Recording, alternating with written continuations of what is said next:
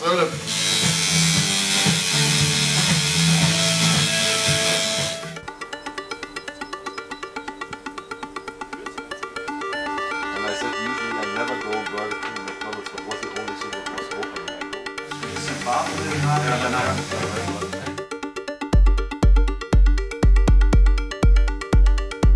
Das Tätowieren selber finde ich sehr gut. Es füllt mich als Künstler in dem Sinne aus, weil ich viele Sachen extrem freihand mache.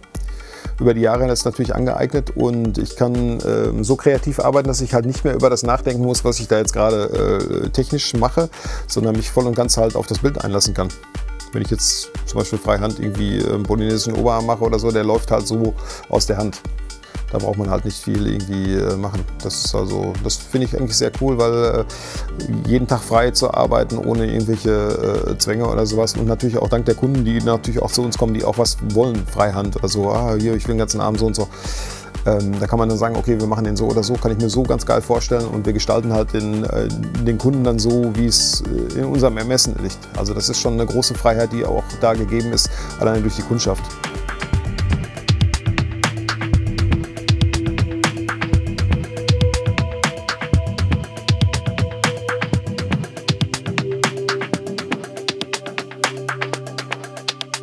Ja, also mit der Musik habe ich angefangen Ende 80, Anfang der 90er über Computerprogramme halt, weil ich mich schon immer für Musik interessiert habe. Mein Bruder hat halt ein bisschen Musik aufgelegt.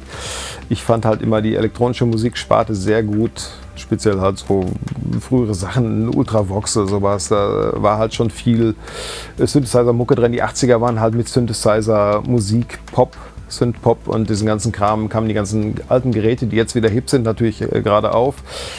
Und das hat mich total angefixt. Dann Winfried Tränkler im WDR mit Schwingungen, halt elektronische Musik, fand ich damals schon sehr ansprechend für mich persönlich. Und das hat mich immer an Musik fasziniert, auch an den Synthesizern. Und darüber habe ich halt den Einstieg bekommen, über Computer, bis dann erste Synthesizer kamen und über die Techno-Geschichte, die aufgelegt wurde. Anfang der 90er das ganze elektronische Musikprogramm feiern gewesen, Leute kennengelernt, Musik produziert, DJs kennengelernt und darüber hinaus dann halt ersten Platten veröffentlicht und das kam aber erst Ende der 90er dann halt. Wir waren erst viel feiern.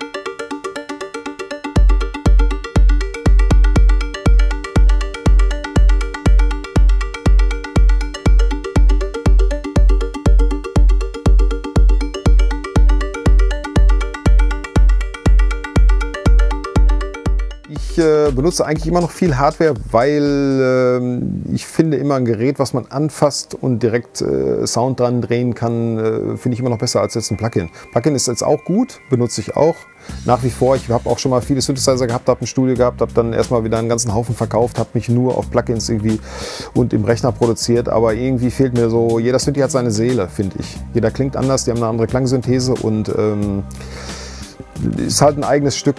Und wie jetzt auch heutzutage jetzt verschiedene Synthesizer, die auch analoge Klassiker sind, wie zum Beispiel ein Juno 106 oder so, das ist halt ein schönes Stück, den fasst man an, dann dreht man dran, die Filter, das klingt halt alles, der kann auch ein bisschen rauschen, aber es ist halt ein eigenes Gerät, irgendwie, was seine Seele hat. Und das finde ich irgendwie, spricht mich halt persönlich mehr an, als jetzt irgendwie ein Ding, was ich hochlade und dann klingt halt so ähnlich wie das letzte, was ich auch schon hatte. Auf die Idee gekommen, Equipment selber zu bauen, bin ich durch einen Kollegen, der im Internet so DIY-Baupläne von irgendwelchen Kompressoren, Synthesizern und so ein Kram, gibt ja auch so Bausätze, die man kaufen kann. Darüber sind wir dann halt zu Kompressoren, Selbstbau irgendwie hingedriftet, haben dann rumgetüftelt, gemacht, Platinen selber geätzt, gebohrt, bestückt, dann erstmal ausprobiert das Ding und funktionierte nur halb, dann dran geblieben, nochmal gemacht, dann haben wir Frontplatten designt, Frontplatten herstellen lassen mit Lasergravur und alles, bis wir dann halt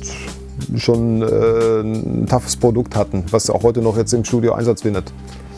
Circuit finde ich sehr gut, weil es sehr handlich ist, sehr klein. Ich dachte erst am Anfang, na okay, mal gucken, was die kleine Kiste kann. Ich finde es sehr geil, dass man überall, sowohl auch bei uns im Tattoo-Studio, wenn ich mal Leerlauf habe, setze ich mich hin, Kopfhörer auf, kann irgendwelche Skizzen bauen, kann Sounds drehen. Ich finde eigentlich sehr gut, am Anfang hat es mich ein bisschen abgefuckt, dass die Regler oben nicht beschriftet sind, dass er mir anzeigt, was ich da mache, aber ist halt, je weniger Input man bekommt durch Tüfteln, kommt man schneller auf Ergebnisse, die halt dann doch wieder geiler sind, weil man sonst wieder in irgendwelche Sachen verfällt, die man sowieso immer macht. Cut-off drehen, hier, das, da weiß man gar nicht, was drauf liegt. Man kann es natürlich drauflegen über einen Rechner, kann es sich angucken und dann kann man den Regler auch belegen, aber wenn man jetzt einfach mal so da durchgeht, nimmt irgendeinen Sound, dreht dran, da ist ein Ringmodulator drauf oder sonst irgendwas. Man kommt schneller zu Ergebnissen, die dann doch irgendwie so, wow, was ist denn das? Finde ich also sehr cool. Circuit benutze ich eigentlich häufig, weil ich on the road halt viele Sachen, irgendwie Sequenzen oder sonst was vorproduzieren kann und im Studio dann halt nehme ich es halt auf oder greife es ab und baue halt einen Track daraus. Also es ist schon sehr brauchbar, weil es klingt wirklich sehr cool. Ich habe es ja auch schon mitgehabt, im Club mal live gespielt, damit ein bisschen rumgezaubert. Also das ist schon echt, klingt amtlich, kann ich nicht anders sagen.